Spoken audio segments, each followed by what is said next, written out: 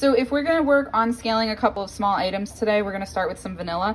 So you can see my scale says 0 right now, and I've got this container. When I put this on the scale, it weighs out to 71 grams. So instead of tearing it, because the amount of vanilla that I need is only 1 gram of vanilla, we are just going to weigh this until it says 72 grams. So this is gonna be pretty quick.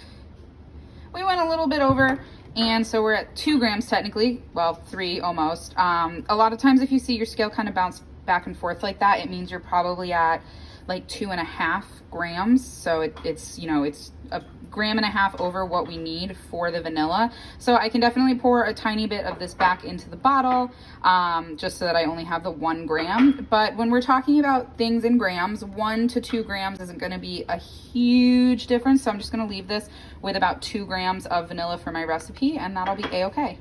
So we're gonna start with baking powder, which is gonna be 11 grams, which our scale can register. So we're actually gonna go ahead and zero out, but we're gonna scale all of our ingredients for the baking powder to one side of the container.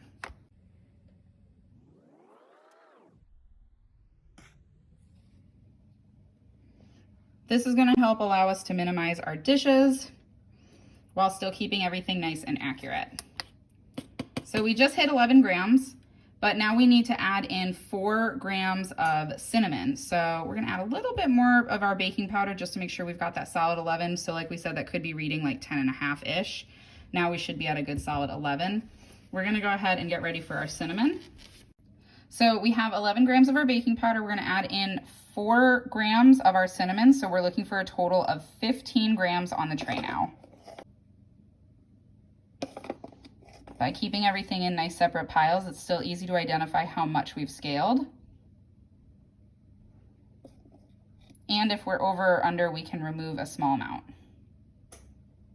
Okay, time to add our salt.